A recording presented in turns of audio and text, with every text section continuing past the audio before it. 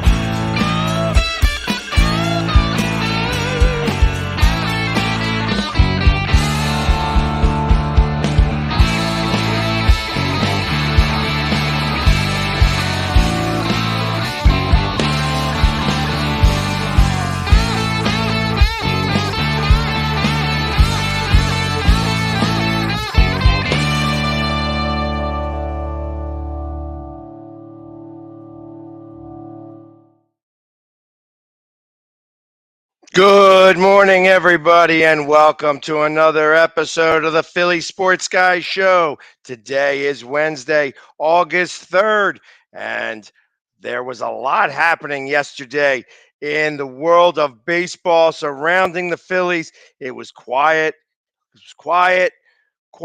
Then all of a sudden, boom, they start to make some moves all the way down to the last second there yesterday. A couple of nice trades happening. It didn't equate to really anything on the field. Obviously, yesterday they were doing a game with the Braves, a small little series, little 2-game series before they start their weekend where they honor the 1980 team this year, this weekend. But there was some moves. Let's get to the game first. Obviously, there was a game that happened yesterday. It was a bullpen game. They didn't really use a starting pitcher. It was a game we kind of needed, but they kind of went ahead and just said, you know what, we'll chalk this one up, and it looked like it. That they made some, just didn't really come to play this game, especially after having the day off. They lose to the Braves 13-1. Things that Nick Nelson gets the loss here. He had 2 innings pitched, only gave up 2 earned runs, 3 strikeouts, 2 walks. It wasn't too bad. They actually had a lead in this game, 1-0, and then of course the wheels just fell off from there. They had the Braves scored 2 in the third, 1 in the fourth, 6 in the fifth, and then 1 in the seventh and 3 in the eighth. So they were just, like I said, once they got into the bullpen and the bullpen made sure that it wasn't a close game, I don't think that the Phillies were really trying anymore because they had a little bit of a depleted a little bit of depleted, roster in general because people were doing everything that, like I said, there were some guys leaving, some guys trying to get here. Obviously, there's going to be a couple guys that aren't even showing up until Thursday. They do have one guy that's going to show up today. So it's going to be interesting to see what this team will look like here in the next week or so and how they're going to fare. But obviously, like I said, this 13-1 was the minor story of the day. The major story was everything that happened between 5 and 6 o'clock. So just to finish off, like I said, they lost 13-1 yesterday. There wasn't really anything worth noting other than the fact that Schwarber got walked twice. Actually, stole a base yesterday.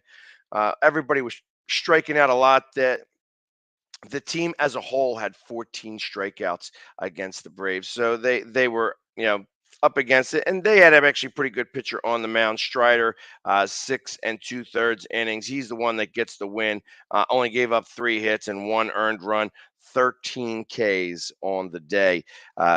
So obviously that guy has been pitching lights out. The Braves did make some trades as well going into this, going into, hey, here we are in August, the trade deadline's up now, but they did add a couple of pieces, and the Mets, interestingly enough, did not add any pieces whatsoever.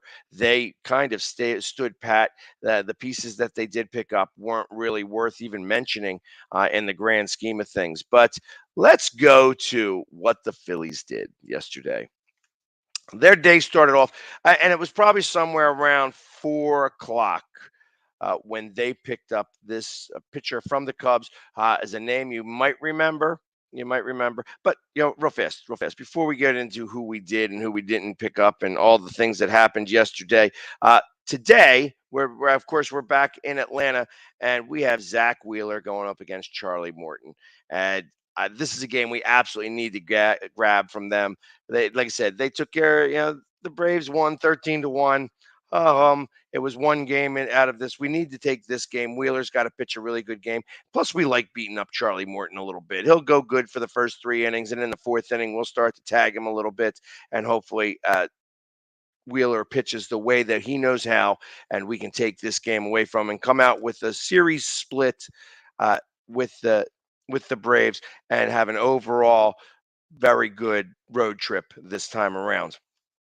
So, going back to what we did yesterday, around 4 o'clock, the word comes down that they have acquired or reacquired a pitcher that we had for a couple of years, although you may not have heard of him because he was hurt most of that time. Only got pitched a whole 6 innings while he was here. And that is David Robertson. Actually, was a really good pitcher, pitched very well for the Yankees. Wound up with Tommy John surgery here and was out for the better part of 2 years. Got paid a lot of money in Philadelphia, but never really was able to pitch much. I think I said he only had 6 1/3 innings pitched here in 7 games, and then went on to the IR and never really came back. Took him a while to get his velocity back up to speed. Once he got the velocity back up to speed, he's been lights out. Was the Cubs pitcher. And he got traded for Ben Brown. Let's give some numbers for both of these guys. Obviously, David Robertson, he's only going to be in control for this year, obviously. So he's a rental, good back of the bullpen help.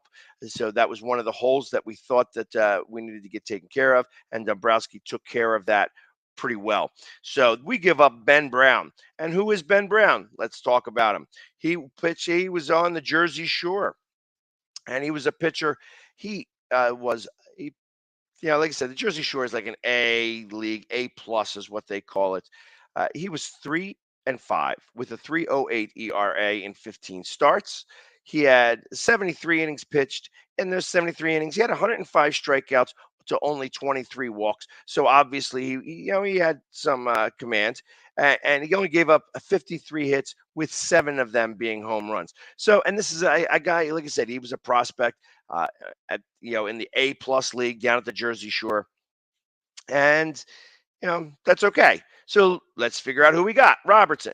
Robertson has in 36 games, he's 3-0 with 14 saves, 40.1 innings pitched. He's got 51 strikeouts to 19 walks. He's only given up 23 hits, with only 4 of them being home runs. And obviously, it's his second stint with Philadelphia, where the first time around, only pitched 6 2/3 innings, not 6 1/3 innings. And like I said, this was the Cubs closer towards the end. So ultimately, he had 14 saves. I don't know if he's going to be the closer. I like Thompson likes to use his bullpen in terms of more in situational, not you're going to be the closer and you're always going to be the closer. Doesn't quite work the same way with Thompson. And now he's got some choices to be able to go from. The bullpen right now has been pitching pretty well. Obviously, you have some bad starts, in comparison to others. Noble pitches 2 good games, 1 bad game. So ultimately, with the 4 or 5 guys that he happens to have in the back of the bullpen, he can rotate them around and go with the hot hand more frequently. But it definitely does strengthen up our bullpen here a little bit. And because we get Robertson, there was somebody who was missing from the bullpen yesterday. He got designated for assignment, and that is Jeurys Familia. We are no longer familiar with the way he's going to pitch. He can go back to the Mets and do his well there. And I wouldn't be surprised if the Mets pick him up. The Mets like to sign him all the time. Something about he must be friends with somebody else in that bullpen.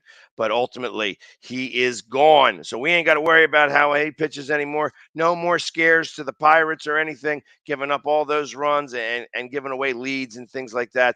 Familia is gone. See you later. Don't let the door hit you.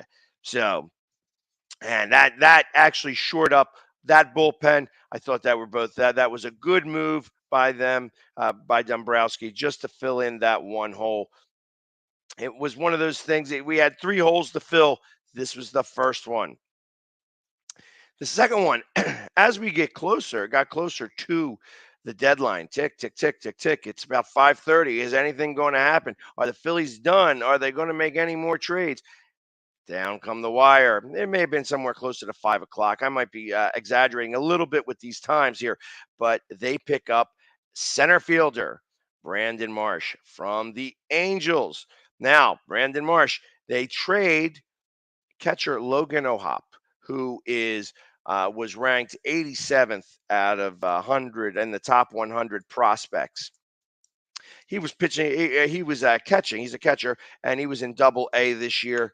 He did pretty well. I mean, he was yeah, like I said, listed as number 87 out of 100. He was batting 275. He was as highly touted as I think he was as high as number 15, 15th best prospect in baseball.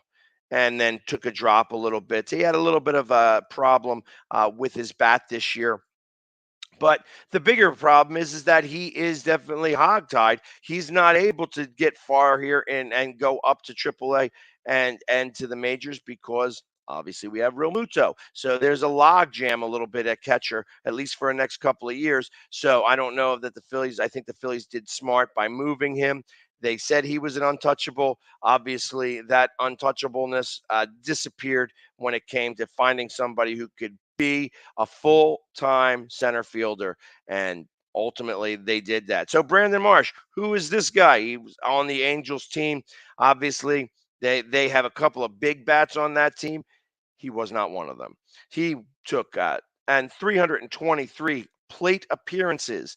He was batting 226 with a 299 on base percentage, 117 strikeouts to 22 walks. He's got 66 hits, 9 doubles, 2 triples, 8 home runs. This guy is not a power hitter. But like I said, this is not what they chose him for. They did not get him to be able to bat. They got him to play the field, and that's what he's going to be doing best. Because as I explained this morning when I was doing started up, I said this is his field. Let's go. I'm going to show you this right here if I can get it on the screen. That's his. This is his portion of the outfield. Here's Harper's, that little bit right there. And same thing over here, that little bit right there is Schwarber's. Everything else is going to be Brandon Marsh. He's under control for the team to 2028. Young kid, got some speed, so he's going to be able to take care of business that way. And ultimately, we now have a full-time starting center fielder, and with the best batting coach in the league right now. Maybe they can get him back up. He batted 256 last year. He's obviously so he's only been in the majors for 2 seasons, and hopefully they can get his bat working a little bit better. Just have him looking at more pitches, maybe taking some more walks and getting on base, couple stolen bases, things like that. Obviously, I think he's going to be pitching in the or pitching. He's going to be hitting in the ninth hole. Right before Schwarber. So it's going to be worthwhile for him to take a look at some pitches and be able to get those pitch counts up higher and get on base with walks, maybe just a couple slap singles here and there. That being said, with a full-time center fielder, another player got designated for assignment. Yes, that is correct. We can say goodbye to Odubel Herrera.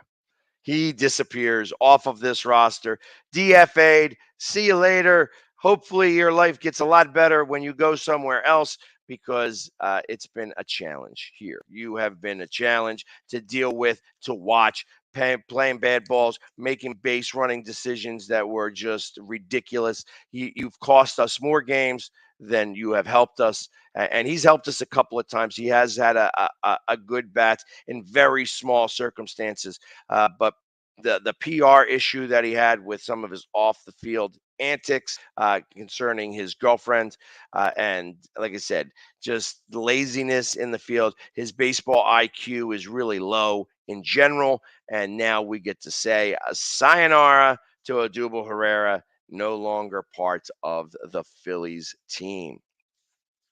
Last, and as we're getting down, it's like getting close to 6:00.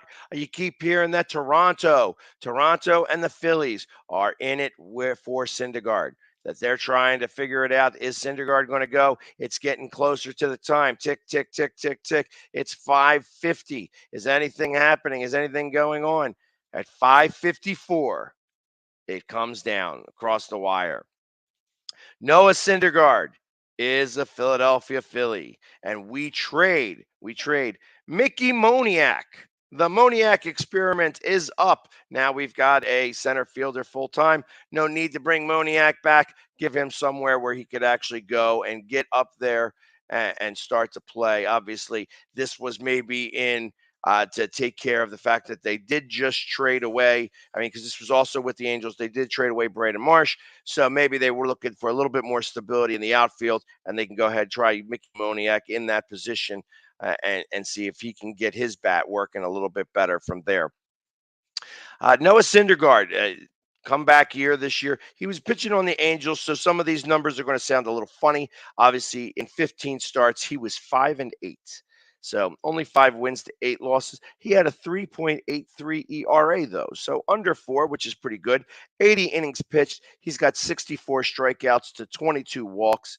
And he's only given up 75 hits, with 9 of them being home runs. So obviously he's been pitching much better than in a couple of years ago. So, is he back up to form? Is the old Noah Syndergaard?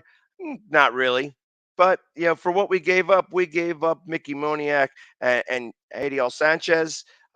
Sanchez, like I said, he was in single A, I think, this year. He didn't really go very far. Not good with the bat, but definitely good in the field.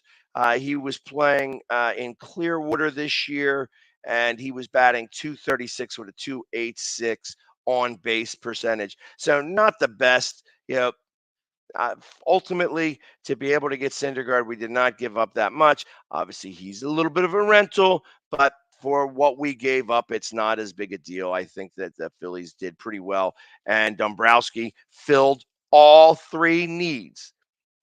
Maybe didn't fill them to capacity. He filled it. He filled a big square with something. So he just threw something in there to just kind of stop a little bit of the bleeding. But I feel like he did really well. Like, obviously, when you're trading prospects away, you're like, oh, whatever, this guy could really do us well moving up. Truth of the matter is that the Phillies are traditionally bad with giving away their prospects that never make it up to the big leagues. So I feel that Dombrowski changed that a little bit here and says, you know what? Okay, we have a logjam at catcher. Let's send him over there. Obviously, and he goes to the Angels. O'Hoppe goes to the Angels as their best prospect on the board now in their minor leagues. So it was something worthwhile. Obviously, they said he was an untouchable. He got touched. So, of course, we're a little late here. I'll be back in just a few moments to discuss how this is going to affect our run. Obviously, the Braves made a lot of moves. The Padres made crazy moves, and they changed just about their whole team. But let's go. I'm going to do some commercials, and I will be back here in just over 2 minutes to discuss the rest of what happened in baseball. So we'll be back right after these messages. The Hometown Foundation is excited to bring back the Dream Ride Experience, August 26th to the 28th at Connecticut's Farmington Polo Club. Join us in celebrating the accomplishments of our Dream Riders. while enjoying live music, a car and motorcycle show, family fun zone, pet adoptions, canine demonstrations, the Fireman's Chili Cook-Off, and much, much more. Get your tickets today. What's up, everybody?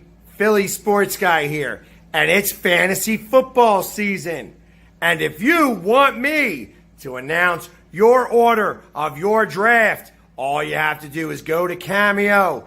Go ahead and look up the Philly Sports Guy and tell me who's in your draft, and I'll choose who goes first, who goes last, so that you don't have to worry about whether the commissioner's cheating and getting the first pick again this year.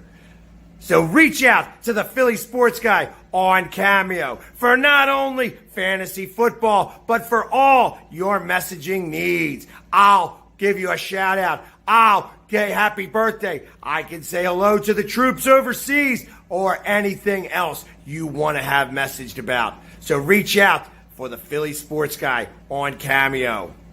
And go Birds! Yeah! I mean, you can see right now, without LeBron, Lakers are struggling. Let me tell you about a team I hate, all right? I know the Dallas Cowboy fan is here, so I had to make sure he knew how much I hate this team. I'm ready. I've often said that the people who run baseball, they try very hard to ruin it. I'm from Brooklyn. I don't have a problem saying it to his face.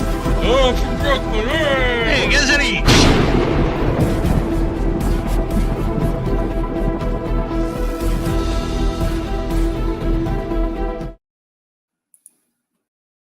And we are back. And yeah, obviously, the Phillies did make some news, and we are most excited about that. But there was some bigger news that came across the wire yesterday, and that was with the Padres and the Nationals.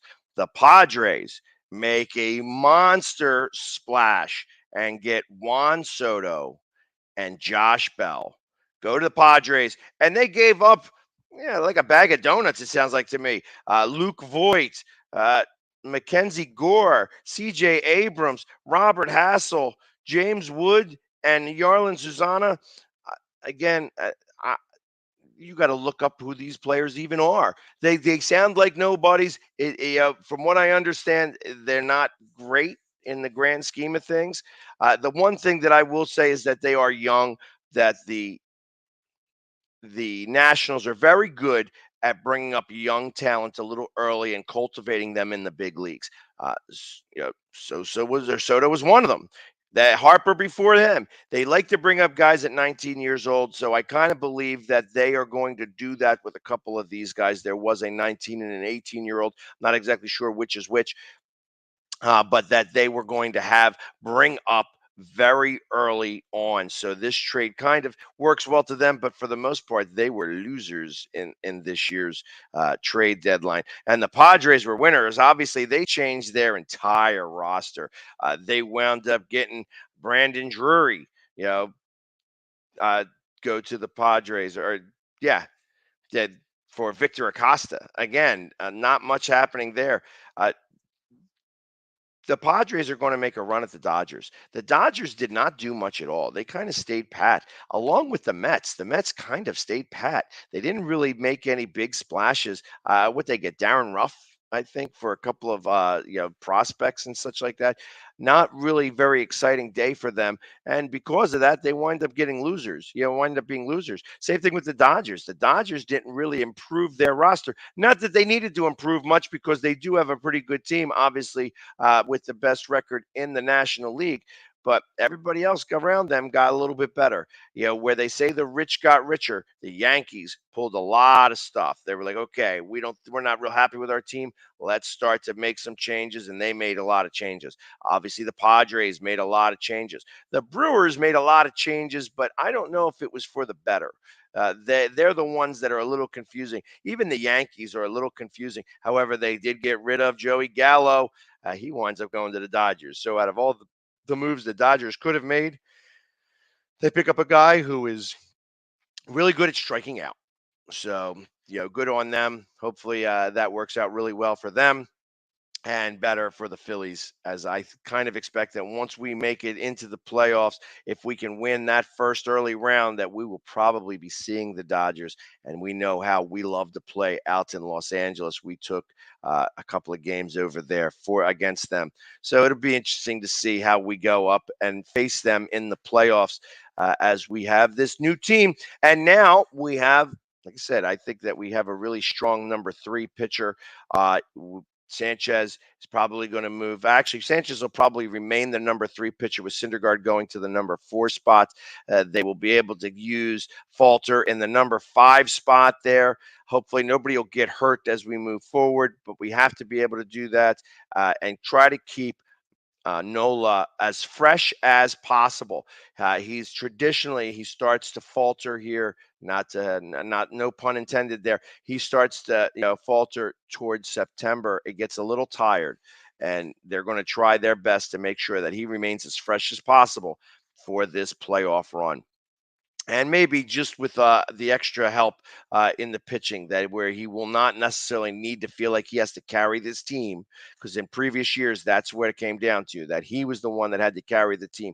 That even Wheeler would do his job, but you need those 2 guys to be able to be lights out. And I think he felt that pressure. Now they're going to have a little bit more help and more support, and with the back of the bullpen having 4 and 5 guys that you'd be able to choose from, they're going to be able to make those games shorter. They're going to be able to do 6 innings and then go to their bullpen for the 7th, 8th, and 9th. And they're going to be able to rotate around so that it's not. So if somebody starts to go a little soft, they're going to be able to put in somebody else to take their place and move forward without having to worry about, we can't put in Familia. No more Familia. Like I said, we were familiar enough about how he was pitching, and it was horrible. It was absolutely horrible.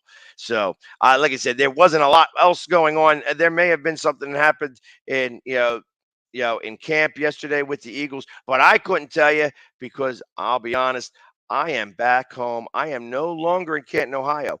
There was a little bit of confusion going on, and I decided to come home instead of staying out there and trying to make something happen. So, unfortunately, you will not be getting any of the interviews that I was expecting to do this year at the Hall of Fame. I had to make a quick decision. That decision was to come home, hang with my kids. We're going to be going out. So I got my kids today, and we're going to have some fun going on for that regard. But unfortunately, everything's still going to be happening at the Hall of Fame without me. It's just one of those things that happens. And like I said, it was a miscommunication on my part. I rather than make up some story on why I'm not there, I figured I'd just knock it out and tell you the truth. So everybody over there, obviously Dick Vermeil, is going to miss me while I'm not there. But everybody else, all the other Eagles fans, are going to be there, and it's going to be a great time. I expect that it's going to be a lot of fun out there in total. That being said, we're coming close to the end of our half hour. Just to let everybody know, because obviously I didn't talk about Philly Sports Trips, and they've been a big sponsor of me and our shows. Philly Sports Trips, we are getting very close to our full capacity to go down to Washington. September 25th is the game. $325 is the cost of the ticket. It costs that much to go to a home game in Philly. For this, you get a lower level ticket. You get transportation down to the game, a full tailgate. You can't beat it. We're not taking school buses down there. There are bathrooms on these buses.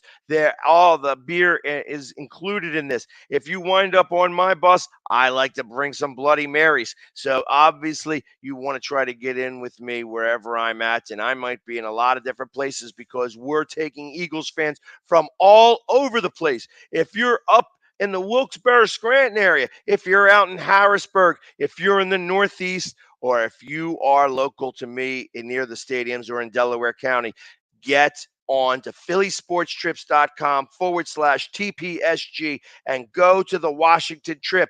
Book it before we run out of tickets.